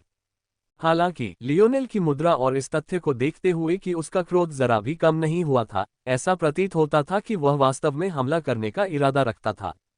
ये वह क्षण था जब वह लगभग अभिनय कर रहा था कि लियोनेल को अचानक ऐसा महसूस हुआ कि किसी नर्म चीज ने उसका हाथ पकड़ लिया है। वह इस भावना से इतना अपरिचित था कि वह अपने क्रोधित अवस्था से सदमे में आ गया। पलक झपकते ही वातावरण कई गुना हल्का हो गया, जिससे जो लोग सांस लेना भूल गए थे, उन्होंने आखिरकार राहत की सांस ली। जो लोग जमीन पर गिर पड़े थे, वे आखिरकार शांत हो गए, उनके मन अपनी बेड़ियों से मुक्त हो गए। ऐसा होने के बाद ही जिल्निया को अचानक अपनी हालत का एहसास हुआ। पलक झपकते ही उसका डर सदमे में बदल गया, फिर शर्म, फिर गुस्से में। हालांकि अब तक वह कुछ नहीं कर सकती थी। लियोनेल ने अपना सिर हिलाया और नीचे देखा तो पाया कि ऐना ने उसका हाथ पकड़ लिया था। खैर, इसे ऐसे बयां नहीं किया जा सकता। ज्यादा सटीक तौर पर कहें तो उसने उसकी 3 उंगलियां पकड़ ली थीं, मानो उसे और कुछ पकड़ने में डर लग रहा हो। ये नज़ारा देखकर लियोनेल अनायास ही हंस पड़ा। आयना ने भौहें चढ़ाईं, तुम किस बात पर हंस रहे हो? क्या तुम मरने की कोशिश कर रहे हो? ये पहली बार था जब किसी ने तलवारबाज को बोलते सुना था। उन्होंने कभी सोचा भी नहीं था कि उसकी आवाज इतनी मधुर और कानों को भाने वाली होगी, मानो वह उनके कानों के पर्दों को सहला रही हो। लियोनेल ने उत्सुकता से आयना की आंखों में देखा। आयना अचानक से सचेत हो गई और उसने नजरें फेर लीं। ऐसा करने के बाद उसे एहसास हुआ कि वह अपने स्वभाव के विपरीत काम कर रही थी। ये बदसूरत है, मुझे पता है। आयना ने ये शब्द जोर से नहीं कहे, लेकिन पहली बार उसने मन ही मन ये शब्द सोचे थे। उसे हैरानी हुई कि उसका मन ऐसी जगह भी पहुंच गया। ये निशान जिंदगी भर उसके साथ रहे थे, लेकिन इनसे उसे कभी खुद से घृणा नहीं हुई, बल्कि सिर्फ गुस्सा ही आया। जब मेटामॉर्फोसिस शुरू हुआ और उसे एहसास हुआ कि वह इनका इस्तेमाल अपने फायदे के लिए कैसे कर सकती है, तो ये उसके लिए गर्व का विषय भी बन गए। ये उसके लचीलेपन और कड़ी मेहनत का प्रतीक थे। इन सब कारणों से उसे यकीन ही नहीं हो रहा था कि उसने अपने विचारों में जो कुछ फूंका था, वह सच है। वह पहले कभी ऐसी इंसान नहीं थी। ये ब्रेजिंगर परिवार था, है ना? लियोनेल की मुस्कान एक बार फिर गायब हो गई, उसकी अभिव्यक्ति कठोर हो गई। आयना एक क्षण के लिए ठिठक गई, लेकिन उसने लियोनेल की ओर मुड़कर नहीं देखा। अच्छा, लियोनेल ने नजरें फेर लीं। तो फिर मैं उन्हें जमीन पर गिरा दूंगा। आयना चुप रही और धीरे से लियोनेल की उंगलियां छोड़ दीं। दूर से अनारेड ने भौहें चढ़ाकर यह सब देखा। लियोनेल के पिछले गुस्से से उबरकर उसने शांति से स्थिति का विश्लेषण करना शुरू किया। और सच कहूं तो उसे जो दिख रहा था वह पसंद नहीं आया। हालांकि लियोनेल अब इस पर ध्यान नहीं दे रहा था। वह आईना के साथ खड़ा रहा, वह उसे फिर कभी अपनी नजरों से ओझल नहीं होने देगा। इसके बाद जो कुछ भी हुआ वह अब उसके लिए कोई मायने नहीं रखता था। कैफिर परिवार के कोटे में शामिल होने के लिए उसने जो पहला कारण चुना था वह था आयना को ढूंढने का रास्ता ढूंढना। इसके अलावा उसने इतना अलग दिखने की कोशिश भी इसी वजह से की थी। अब जहां तक लियोनेल की बात है, उसके लिए और कुछ भी इतना महत्वपूर्ण नहीं था। बेशक वह आयना को ढूंढने में कैफिर परिवार की मदद के लिए अपना योगदान जरूर देगा। खैर, कम से कम वह इतना तो कर ही सकता था। मंच पर खड़े तीनों लोग लियोनेल की तरफ भौहें चढ़ाकर देख रहे थे, सोच रहे थे कि इतना दबाव कहां से आ गया। बच्चों के बीच के तमाशे की उन्हें परवाह कैसे हो सकती है। नतीजा, उन्हें पता ही नहीं था कि यहां पहले क्या हुआ था। लेकिन अधिकांश लोगों की दयनीय स्थिति को देखते हुए उन्हें लगा कि इसका संबंध इस युवक से है। उनकी निगाहें अनजाने में ही उसके बगल में बैठी युवती की ओर चली गईं। अब तक आयना अपनी स्थिति में आ चुकी थी और चुपचाप खड़ी थी। हालांकि उसने लियोनेल का हाथ छोड़ दिया था, लेकिन कम से कम वह उससे दूर नहीं गई। लियोनेल के हिसाब से यह एक अच्छी बात थी। तीनों आकृतियां यहां मौजूद बाकियों से कहीं ज्यादा अनुभवी थीं। हालांकि इन बच्चों ने सिर्फ बदसूरत, संक्रमित निशान देखे थे, लेकिन उन्होंने एक अभिशाप। उन्होंने अपनी भौहें उठाईं। तीनों में से अकेली महिला ने आयना की ओर संतुष्टि भरी नजरों से देखा। इस पल से पहले उसे आयना के बारे में कुछ भी पता नहीं था, लेकिन आयना का बिना मास्क के उनके सामने खड़ा होना उसे कुछ हद तक विस्मय और इस छोटी लड़की के प्रति थोड़ी सुरक्षा का एहसास करा रहा था। लियोनेल द्वारा उन पर जानलेवा हमले के प्रति जो भी गुस्सा उन्हें महसूस हुआ था, वह पहले ही भुला दिया गया था। जब वे लियोनेल और आयना को देख रहे थे, लियोनेल भी उन्हें देख रहा था। उनकी वर्दियां भी कमाल की हैं। लियोनेल सोचने से खुद को रोक नहीं पाया। उसे सचमुच उम्मीद थी कि यह कोई चलन नहीं है। अगर उसे किसी और शानदार वर्दियों वाले संगठन से दुश्मनी मोल लेनी पड़े तो ये बहुत निराशाजनक होगा।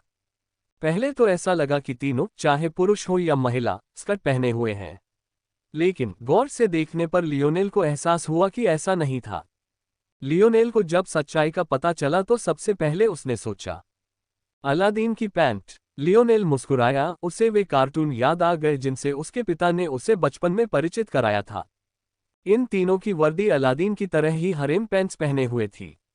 इन पैंट्स का बीच का हिस्सा जमीन से इतना सटा हुआ था कि कोई भी बिना ध्यान से देखे ही इन्हें स्कर्ट समझ सकता था। उनकी सभी हरेम पैंट एकदम सफेद रंग की थीं। इसके अलावा हर एक ने गहरे काले रंग की कमरबंद पहनी हुई थी। ये कपड़ा उनकी कमर के चारों ओर लिपटा हुआ था और फिर उनकी टांगों के बीच जमीन पर सीधा लटका हुआ था। इस कपड़े के खुले हुए भाग पर सफेद कढ़ाई की गई थी, जिसमें युद्ध के दृश्य उसी प्रकार के थे जैसे ब्रेव सिटी की दीवार पर पाए जाते थे।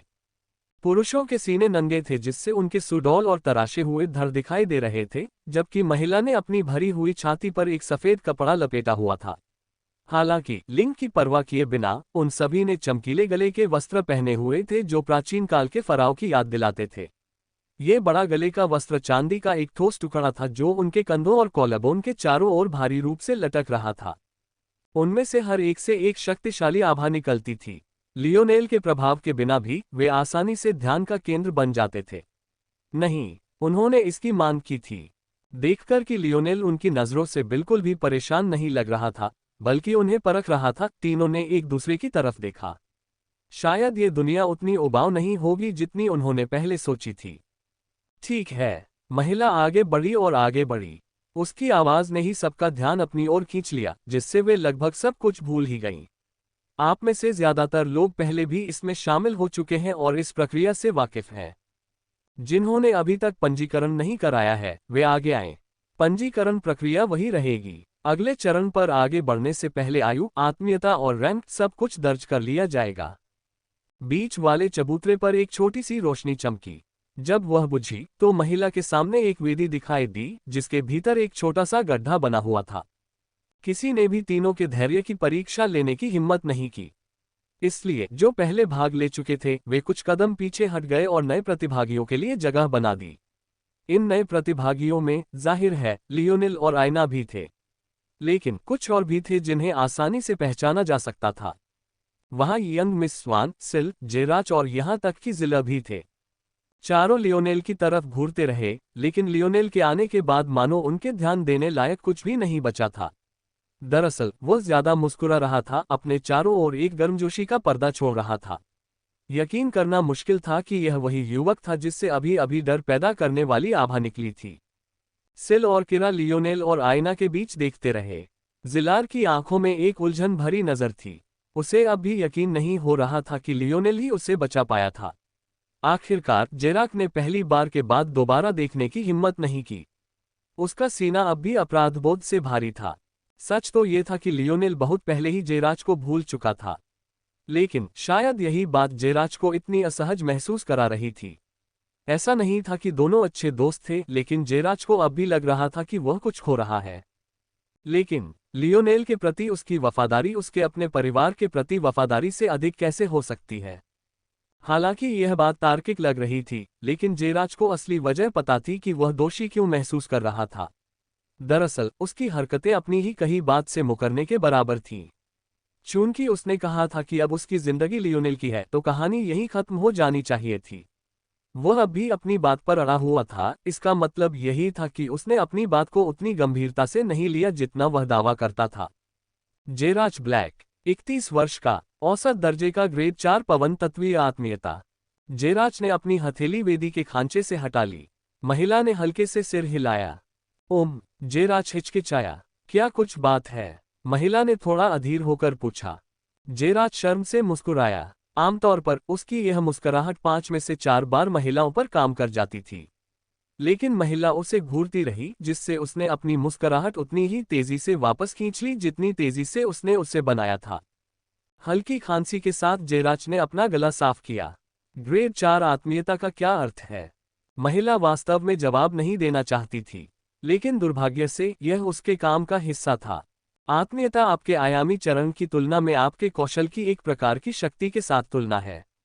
आपके चरण की तुलना में आपकी आत्मीयता जितनी अधिक होगी, स्कोर उतना ही अधिक होगा। निम्न श्रेणी 4 चौथे आयाम के भीतर किसी व्यक्ति के लिए औसत है। यदि आपके पास तीसरे आयाम के भीतर इस आत्मीयता के बराबर है, तो आपकी आत्मीयता को श्रेणी 5 में चिन्हित किया जाएगा। प्रारंभिक दौर को छोड़ने के लिए श्रेणी 5 की आत्मीयता पर्याप्त है। बेशक महिला ने ये बताने की जहमत नहीं उठाई कि उनके संगठन के नए रंगरूटों के मानकों के लिहाज से निम्न ग्रेड 4 का मूल्यांकन केवल औसत था। टैरन जैसी चौथे आयाम की दुनिया में, खासकर अपनी क्षमता के चरम पर पहुंच चुकी दुनिया में, ग्रेड 4 को कुलीनों में भी कुलीन माना जाता था, मध्यम ग्रेड 4 की तो बात ही छोड़ दीजिए। ओह, मैं समझा। जेराज ने कुछ हद तक निराश होकर पद छोड़ दिया। किरास्नो, 29 वर्ष की, निम्न ग्रेड 4 वेरिएंट जलात्मीयता। सिल कैफिर, 30 वर्ष पुराना, औसत दर्जे का ग्रेड 4 खाली तलवार भ्रूण। जिलर कानिफ, 35 वर्ष, अर्ध ग्रेड 4 खाली भाला भ्रूण। जिलार ने शांति से अपना मूल्यांकन स्वीकार कर लिया, उसकी निगाहें अभी भी दृढ़ संकल्प से चमक रही थीं। पहली बार महिला की आंखों में एक अजीब सी चमक चमकी। हालांकि ये जानकर हैरानी हुई कि यह चमक अब तक के सबसे बुरे मूल्यांकन के लिए दिखाई देगी। उस समय तीसरे चरण की शुरुआत के साथ ही दर्शकों ने अपनी सीटें चुन ली थीं। बेशक उनके लिए मीनार में प्रवेश करना असंभव था, लेकिन अब उन्हें शहर में प्रवेश करने और मीनार के आसपास के केंद्रीय क्षेत्र में पहुंचने की अनुमति मिल गई थी। वहां उन्हें एक तरह का स्टेडियम मिला जहां अंदर होने वाली घटनाओं को देखने के आनंद के लिए प्रक्षेपित किया जाता था। दुर्भाग्यवश चूंकि ये तस्वीरें तीसरे चरण की शुरुआत में ही सामने आईं, इसलिए इन दर्शकों को ये पता नहीं चला कि लियोनेल और अन्य लोगों के बीच पहले क्या हुआ था। भाभी, उस बुरे आदमी के बगल में वो बदसूरत लड़की कौन है? क्या वो बड़ी बहन के साथ धोखा कर रहा है? री जो देख रही थी उससे वह ज्यादा खुश नहीं लग रही थी। जब बाकी लोग रजिस्ट्रेशन पर ध्यान दे रहे थे, वह किसी बिल्कुल अलग चीज पर ध्यान दे रही थी। हीरा अपनी शालीन मुद्रा में चुपचाप खड़ी रही। भीड़ में से कई लोग उसकी ओर खींचे चले आए, लेकिन कैफिर परिवार का झंडा बहुत मजबूत था। री की बातें सुनकर जिम्मो के पास बैठे एक अधेड़ उम्र के व्यक्ति ने भौहें चढ़ाईं। आखिर यह है क्या? यह आदमी सिल का पिता सिटी लॉर्ड कैफिर था। अपनी बेटी के साथ 2 बार संबंध बनाने की बात सुनना उसके लिए वाकई एक नई बात थी।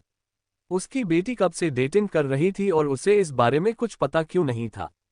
हीरा हल्के से मुस्कुराई, कुछ नहीं ससुर जी। री की कल्पना शक्ति बहुत ज्यादा सक्रिय है। री ने यह सुनकर मुंह बनाया, लेकिन हीरा के खिलाफ नहीं गया। हालांकि सिटी लॉर्ड कैफिर ने भौहें चढ़ाईं, लेकिन उसने और कुछ नहीं कहा। री की छोटी मोटी मानसिक कमियां उसके दिमाग में आखिरी बात थी। उसके बेटे को इस बार अच्छा प्रदर्शन करना था। इस पर उनका बहुत कुछ दांव पर लगा था। बेशक कोई और भी था जिसे अनारित से अच्छा प्रदर्शन चाहिए था, और वो थी उसकी अपनी पत्नी। लेकिन ऐसा चाहने की उसकी वजह उसके ससुर से बिल्कुल अलग थी। अल्पविराम, क्या आप पहले जाना चाहते हैं? लियोनेल ने मुस्कुराते हुए पूछा। आयना ने हल्के से सिर हिलाया और आगे बढ़ी, मंच पर चढ़ गई और अपनी नाजुक हथेली वेदी पर रख दी। महिला की आंखें चमक उठीं। वहां मौजूद सभी लोगों में से वह आयना के प्रदर्शन को लेकर सबसे ज्यादा उत्सुक थी, क्योंकि उसे उस युवा लड़की के बारे में अच्छी राय थी। लेकिन जब उसने उन्हें पढ़ा तो उसकी आंखें चौड़ी हो गईं और उसकी सांसें थोड़ी सी अटक गईं। ब्रेजिंगर, 18 साल की, इन शब्दों ने ही कई लोगों को स्तब्ध कर दिया। चौथे आयाम में एक 18 साल का लड़का टैरन पर बिल्कुल अनसुना था। जब उन्होंने सोचा कि आयना ने कितने समय तक जिल्मिया से लड़ाई लड़ी थी, तो उनके दिल कांप उठे। क्या वे इतनी कम उम्र में ऐसा कर पाएंगे? टॉवर के अंदर बैठे लोग जितने आश्चर्यचकित थे, बाहर से देखने वाले उससे भी अधिक आश्चर्यचकित थे। री पूरी तरह से जमी हुई बैठी थी। हीरा की भी भौहें उठ गईं, उसके सुंदर चेहरे पर जिज्ञासा के भाव थे। हालांकि उसकी प्रतिक्रिया उसके आसपास के अन्य लोगों की तरह अतिशयोक्तिपूर्ण नहीं लग रही थी। हालांकि यह उम्र उस महिला के लिए बेमानी थी। इतनी कम उम्र में चौथे आयाम तक पहुंचना उसके हिसाब से कोई आश्चर्यजनक बात नहीं थी। कई ऐसी भी थीं जो अपनी उम्र के साथ दहाई का आंकड़ा भी पार किए बिना इस मुकाम तक पहुंच गईं। बेशक इसमें इस तथ्य को ध्यान में नहीं रखा गया कि कायापलट अभी अभी पृथ्वी पर हुआ था। लियोनेल और आयना जैसे प्रतिभाशाली लोग अगर कायापलट के समय बहुत छोटे होते तो भी उतनी ही जल्दी चौथे आयाम तक पहुंच सकते थे। दुर्भाग्य से केवल वे ही इस बात से वाकिफ थे जो जानते थे कि वे पृथ्वी से हैं। हालांकि अब तक उन्हें ये समझ नहीं आया था कि इसका असली मतलब क्या है। पृथ्वी का कायापलट मुश्किल से 1 साल पहले ही शुरू हुआ था। इसका मतलब था कि लियोनेल और आयना ने इतनी तेजी से इतनी ताकत हासिल कर ली थी। बेशक मेटामॉर्फोसिस शुरू होने से पहले कई लोगों ने पृथ्वी पर अभ्यास किया था, और जिन्होंने किया उनमें आयना भी शामिल थी। लेकिन मेटामॉर्फोसिस से गुजरे बिना अभ्यास करना एक प्रचंड धारा के विरुद्ध तैरने जैसा था। इससे उनकी उपलब्धियां और भी प्रभावशाली हो गईं। फिर भी चूंकि महिला को यह सब पता नहीं था, इसलिए उसे इस बात से जरा भी आश्चर्य नहीं हुआ। उद्धरण चिन्ह ... अर्ध ग्रेड 5 डार्क एलिमेंटल आत्मीयता। ऐसा लगा जैसे एक और बम फट गया हो। अब तक उच्चतम मूल्यांकन औसत दर्जे का चौथा ग्रेड ही रहा था। अचानक 2 स्तर ऊपर जाना किसी की भी उम्मीद से परे था। लेकिन शायद सबसे चौंकाने वाली बात यह थी कि यह 3 स्तरीय छलांग नहीं थी। ये 3 स्तरीय छलांग थी। निम्नतर, मध्य, श्रेष्ठ, पूर्णता, अर्ध। हालांकि महिला अभी भी समाप्त नहीं हुई थी। मध्यम ग्रेड 4 खाली तलवार भ्रूण, अर्ध ग्रेड 5 कुल्हाड़ी भ्रूण। हीरा की पुतलियां सिकुड़ गईं। बस एक ही उसके बैठने के लिए काफी था, लेकिन अब तो वह भी प्रभावित होने लगी थी। और फिर भी महिला अभी भी पूरी नहीं हुई थी। औसत दर्जे का 5वां जीवन तत्वीय आत्मीयता। जिल्निया, विलास और रेनरेट स्तब्ध रह गए। यहां मौजूद सभी लोगों में आयना के साथ उनका रिश्ता शायद सबसे जटिल था। आयना की प्रतिभा जितनी ज्यादा थी, उनके दिल उतने ही मजबूत होते गए। क्या इसलिए आयना यहां आने की हिम्मत कर पाए? क्या इसलिए कि उसे पता था कि क्या होगा? क्या इसलिए उसे जरा भी चिंता नहीं थी? ये जीवन तत्व बल कितना दुर्लभ था। उन्होंने इसके बारे में पहले कभी सुना भी नहीं था। कम से कम ग्रेव सिटी में इसके लिए कोई निवास तो कभी आया ही नहीं था। वे यह नहीं जानते थे कि स्वप्न निवास की तरह ही जीवन निवास जैसे निवास भी इच्छानुसार प्रकट होते और गायब हो जाते हैं। टेरन के लोगों का मानना था कि स्वप्न निवास अचानक प्रकट हो जाता है, जबकि सच्चाई ये थी कि यह तभी प्रकट होता था जब कोई व्यक्ति उससे थोड़ी सी भी आत्मीयता रखता था। बात यह थी कि स्वप्न शक्ति क्या दर्शाती है, इसे देखते हुए ये निश्चित रूप से ज्यादा बार दिखाई देगी। आखिरकार उच्च संवेदी क्षमता वाले किसी भी व्यक्ति का स्वप्न शक्ति से जुड़ाव कम होगा, जबकि जीवन शक्ति से जुड़ाव वाले व्यक्ति का जुड़ाव बहुत कम होगा। हालांकि जीवन और स्वप्न शक्ति का उच्च स्तर तक उपयोग करने वाले व्यक्तियों की संख्या लगभग समान थी। इसका मतलब है कि अंत में दुर्लभता फिर भी बराबर हो गई। इस जटिल बात को सरल बनाने के लिए संक्षेप में कहें तो सभी में चेतना थी और कई लोगों में कायापलट के बाद चेतना और भी प्रबल हो गई थी। लेकिन जीवन तो सभी में था, लेकिन सभी में इसकी मात्रा अधिक नहीं थी और उससे भी कम लोगों में इतनी उच्च आत्मीयता थी। लेकिन किसी तरह मादा अभी भी समाप्त नहीं हुई थी। परफेक्ट ग्रेड 5 रक्त तत्व आत्मीयता। आयना ने अपनी हथेली हटाई तो सन्नाटा छा गया। ये सब सुनकर उसके चेहरे पर कोई उतार चढ़ाव नहीं आया। लेकिन उसी समय अचानक तालियां बजने लगीं। समस्या ये थी कि तालियां सिर्फ एक ही व्यक्ति की थीं। लियोनेल मुस्कुराया और उत्साह से ताली बजाई, जिससे आयना शर्मा गई और उसे घूरने लगी। लेकिन लियोनेल ऐसे ताली बजाता रहा मानो उसे कुछ पता ही न हो। मादाओं की निगाहें आयना पर टिकी रहीं और फिर कभी हटी ही नहीं। दरअसल उस पल दोनों नरों की निगाहें मानो जाग उठी थीं। वे अपनी सुस्त सूरत से सीधे खड़े हो गए, उनकी निगाहें जल रही थीं।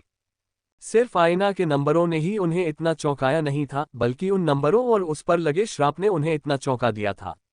अगर वह श्राप हट जाता। बाहर री मुंह बना रही थी। उद्धरण चिन्ह ... उसने बड़ी बहन के लिए ऐसे जयकार नहीं की थी। री की बातें सुनकर हीरा कड़वी मुस्कान के साथ मुस्कुराए। वह समझ सकती थी कि री किसी और को ये बातें सुनाना नहीं चाहती थी, लेकिन अपनी ताकत के बल पर वे इसे कैसे नजरअंदाज कर सकते थे। एक बार फिर नगरपाल कीफिर ने हीरा की ओर प्रश्नवाचक दृष्टि से देखा, जो बस उसे टालने की कोशिश कर रही थी। नगरपाल कीफिर को सचमुच समझ नहीं आ रहा था कि अपनी इस बहू के साथ कैसे पेश आए। परंपरा के अनुसार उसकी स्थिति तुलनात्मक रूप से ऊंची होनी चाहिए थी। फिर भी उसे लग रहा था कि वह अपनी बहू के बराबरी के स्तर पर है। और सबसे बुरी बात यह थी कि उसे धीरे धीरे यह एहसास हो रहा था कि वह उसे इतना सुकून देने के लिए खुद को नीचा दिखा रही है। अंत में वह एक बार फिर इस विषय को छोड़ सके। अल्पविराम। टावर के अंदर लियोनेल ने आयना को नीचे उतरते देखा तो मुस्कुराया। हालांकि वह उसकी नजरों से बचती रही, लेकिन उससे कोई फर्क नहीं पड़ा।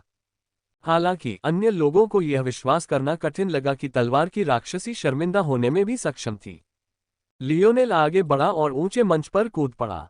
हालांकि तीनों आकृतियां उस पर टूट पड़ी थीं, फिर भी उसे कोई खास परवाह नहीं थी। वह आयना के परिणाम से अपने परिणाम से कहीं ज्यादा खुश था। महिला को लियोनेल बिल्कुल पसंद नहीं था। भला कौन ऐसे व्यक्ति को पसंद करेगा जो उनकी हत्या की नीयत रखता हो। फिर भी वह अपनी सामान्य उदासीन निगाहों से जांच करती रही। हालांकि वह वैसे ही जम जाएगी। उद्धरण चिन्ह ... मोरालेस। महिला कांप उठी। जब उसने संबंधों की सूची देखी तो उसका दिमाग खाली हो गया। लियोनेल मोरालेस, 19 वर्ष, अर्ध श्रेणी 6 खाली भाला भ्रूण, निम्न श्रेणी 6 पूर्ण धनुष भ्रूण, उत्तम श्रेणी 6 प्रकाश तत्वीय आत्मीयता, उत्तम श्रेणी 6 भिन्न पृथ्वी आत्मीयता। उत्तम श्रेणी 6 तारा तत्वीय आत्मीयता। अर्ध श्रेणी 7 अग्नि तत्वीय आत्मीयता। परफेक्ट ग्रेड 9 ड्रीम एलिमेंटल आत्मीयता। लियोनेल ने अपनी हथेली वेदी से हटाए और उस महिला की ओर एक उत्सुक नजर डाली। आमतौर पर अब तक वह बोलना शुरू कर देती, लेकिन कई पल बीत जाने के बाद भी उसने अभी तक बोलना शुरू नहीं किया था। अगर उस महिला को पता चल जाता कि लियोनेल उसे जल्दी करने के लिए कह रहा है, तो वह गुस्से से भड़क उठती। इस समय उसका मन अपने आप में युद्ध क्षेत्र बन गया था। किसी भी और परिस्थिति में ऐसी प्रतिभा को पाकर उसे खुशी से झूम उठना चाहिए था। ऐसी चीज से उसे मिलने वाले फायदे अनगिनत थे, और ये तो बस इस बात पर विचार करने जैसा था कि वह उन बुजुर्गों से क्या हासिल कर सकती थी। अगर वह ये भी सोचती कि सिर्फ लियोनेल से जुड़कर उसे क्या हासिल हो सकता है, तो संभावनाएं अनगिनत थीं। लेकिन उस एक नाम ने सब कुछ बिगाड़ दिया। वो बेकाबू होकर कांपने लगी। मोरालेस। अनारेट को इस परिवार की बहुत कम समझ थी, लेकिन वह भी उनकी ताकत से वाकिफ था। शायद लियोनेल के साथ उसके व्यवहार में कोई खास अंतर न होने का एकमात्र कारण ये था कि उसे विश्वास नहीं था कि लियोनेल उनका हिस्सा है। और इसके अलावा अगर लियोनेल ने अपना मेटल सिनर्जी वंश कारक भी सक्रिय कर दिया होता, तो भी अनारेट इतना अज्ञानी था कि शायद उसे इसकी पहचान भी न होती। लेकिन महिलाओं के लिए, जैसा कि कहा जाता है, कोई जितना अधिक शक्तिशाली होता है, उतनी ही अधिक समझ और सम्मान उसके मन में उन लोगों के लिए होता है जो वास्तव में शक्तिशाली होते हैं। ऐसा नाम होना और साथ ही एक अर्ध ग्रेड 6 खाली भाला भ्रूण और एक पूर्ण ग्रेड 6 संस्करण पृथ्वी संबंध होना। इस दुनिया में ऐसा संयोग संभवतः नहीं हो सकता है ना? इसका मतलब ये था कि लियोनेल न सिर्फ उस परिवार का सदस्य था, बल्कि नोवा पीढ़ी के उन 7 लोगों में से एक था जो दोनों वंश तत्वों को जागृत कर पाए थे। यही एकमात्र स्पष्टीकरण था। इस मामले को उचित परिप्रेक्ष्य में रखने के लिए ये समझना आवश्यक है कि ग्रेडिंग प्रणाली गहन स्तर पर किस प्रकार काम करती है। किसी व्यक्ति के ग्रेड का निर्धारण 2 कारकों द्वारा होता था, उसकी आत्मीयता और उसके आयामी स्तर से उसकी तुलना। हालांकि यह मामला अभी भी इतना सरल नहीं था। किसी की प्रतिभा को विकास कारक माना जा सकता है। मान लीजिए औसत प्रतिभा वाले किसी व्यक्ति का विकास कारक 1.0 माना गया, जबकि ज्यादा प्रतिभा वाले व्यक्ति का विकास कारक 2.0 माना गया। चौथे आयाम में प्रवेश करने पर औसत प्रतिभा की शक्ति 2.0 हो जाएगी और अधिक प्रतिभा की शक्ति 4.0 हो जाएगी। पांचवें आयाम में प्रवेश करने पर पहली प्रतिभा की शक्ति 3.0 हो जाएगी और दूसरी प्रतिभा की शक्ति 6.0 हो जाएगी। समय के साथ यह असमानता बढ़ती ही जाएगी, और इसकी कठोर वास्तविकता ये थी कि यह अलगाव इससे भी कहीं ज्यादा बढ़ा चढ़ाकर बताया गया था और इसे घातांकीय माना जा सकता था। इस सब का क्या मतलब था? कहने का मतलब था कि जिसकी प्रतिभा ज्यादा होगी, वह उसी दर से सुधार करते हुए भी ज्यादा विकास का अनुभव करेगा। अगर इस तर्क को ग्रेडिंग सिस्टम पर लागू किया जाता, तो इसका मतलब होता कि लियोनेल के आयामी स्तर और उसकी आत्मीयता के बीच का अंतर समय के साथ बढ़ता ही जाता, यानी जैसे जैसे वह सुधार करता जाता, उसका ग्रेड भी बढ़ता जाता। महिला संगठन के लिए नए सदस्यों के लिए निम्न ग्रेड 4 को औसत माना जाता था। हालांकि उच्च ग्रेड 4 आपको पहले से ही कुलीनों के बीच एक कुलीन बना देता था। चौथे आयाम में अर्ध ग्रेड 5 पर बात करना ही आपको एक ऐसी संपत्ति बनाने के लिए पर्याप्त था जिसे बढ़ावा देने लायक बनाया जा सके, जबकि ग्रेड 5 में दृढ़ता से प्रवेश करने से आप संगठन में नेतृत्व की स्थिति के लिए प्रतिस्पर्धा करने के योग्य कुछ लोगों में से एक बन जाएंगे। यहाँ मुख्य समस्या ये थी कि लियोनेल अभी भी तीसरे आयाम में था, फिर भी उसकी सबसे खराब प्रतिभा को लगभग छठी कक्षा का माना जाता था, और उसकी एक प्रतिभा जिसे चौथे आयाम का माना जा सकता था, वह थी उसकी स्वप्न शक्ति, एकदम 9वीं कक्षा की। इसका मतलब ये था कि ये तीनों इस तरह की किसी भी स्थिति से निपटने के लिए बिल्कुल भी तैयार नहीं थे। मोरालेस परिवार के किसी संभावित उत्तराधिकारी को नई भर्ती मान लीजिए। क्या ये मजाक था? क्या उनकी कोई मौत की इच्छा थी? जितनी देर तक महिला चुप रही, आसपास के लोग उसकी हर बात पर ध्यान देते रहे। किसी की भी हिम्मत नहीं हुई कि कहीं कोई जरूरी बात छूट न जाए, इस डर से नजरें फेर ले। हेलो, लियोनेल ने अंततः पूछा। अफसोस की बात है कि उसने पहले ज्यादा ध्यान नहीं दिया था, वरना शायद वो खुद ही नतीजे पढ़ पाता। लेकिन हो सकता है कि वो कुछ ज्यादा ही सोच रहा हो। शुरुआत में शायद पढ़ना इतना आसान न हो। महिला अचानक अपने विचारों से बाहर आ गई और लियोनेल को घूरने तथा दांत पीसने से खुद को रोक नहीं सकी। क्या उसे ऐसी हालत में डालकर उसे मजा आ रहा था? तुम अच्छी तरह जानते हो कि तुम किस तरह के परिवार से हो, फिर भी तुम यहाँ मुसीबत खड़ी करने आए हो। आखिर किस लिए? औरतों के पीछे भागने के लिए। महिला ने सोचा कि लियोनेल ने आयना के साथ कैसा व्यवहार किया होगा, मानो दुनिया में और कुछ मायने ही नहीं रखता। लेकिन वह खुद को ज्यादा नाराज नहीं कर सकी। आखिरकार मौजूदा आयना को कोई खूबसूरत नहीं माना जाता था। अगर ऐसा न होता तो यह मानना ज्यादा आसान होता कि लियोनेल सिर्फ स्कर्ट के पीछे भाग रहा था। तुम, महिला ने गला साफ करने से पहले ही अपने शब्द रोक लिए। उद्धरण चिन्ह डॉट डॉट डॉट। आयना ब्रेजिंगर और लियोनेल मोरालेस प्रारंभिक दौर में नहीं खेलेंगे। बाकी नए लोग, तैयार हो जाओ। भीड़ में एक स्तब्ध कर देने वाली बड़बड़ाहट फैल गई। उसने लियोनेल के ग्रेड तो नहीं पढ़े, लेकिन उसने ये भी कहा कि लियोनेल प्रारंभिक परीक्षाएं छोड़ सकता है। उसने पहले जो कहा था उसके अनुसार इसका मतलब था कि लियोनेल का कम से कम एक ग्रेड 5 से लगाव था। लेकिन अगर ऐसा था तो उन्हें जोर से क्यों नहीं पढ़ा गया? लियोनेल ने भौहें चढ़ाईं, लेकिन ज्यादा कुछ नहीं कहा। क्या शुरुआती बातें छोड़ने का मतलब यह नहीं था कि वह आयना के साथ कुछ देर यूं ही बातें कर सकता था? जब तक उसे ऐसा करने का मौका मिलता, बाकी किसी और बात का कोई मतलब नहीं था। लियोनेल जैसे ही मंच से नीचे उतरा, उसने देखा कि ऐना उत्सुकता से उसकी ओर देख रही थी। लगता है उसे भी हैरानी हो रही थी कि उस महिला ने उसके ग्रेड्स जोर से क्यों नहीं पढ़े, जैसे उसने बाकियों के लिए पढ़े थे। कहते हैं जिज्ञासा प्यार में पड़ने का पहला संकेत है। लियोनेल ने किसी से विशेष तौर पर नहीं कहा। हालांकि जब आयना ने उसके शब्द सुने तो उसका दिल तेजी से धड़कने लगा और उसका चेहरा लाल हो गया। अफसोस की बात यह थी कि उसके चेहरे पर पड़े सूजन वाले जख्मों ने उसकी हालत और भी खराब कर दी थी। लियोनेल मुस्कुराया, चलो किनारे चलते हैं। और लियोनेल के शब्द रुक गए। उसकी नज़र सिल के बड़े भाई अनारेड पर पड़ी, जो ठंडे भाव के साथ उसके सामने खड़ा था।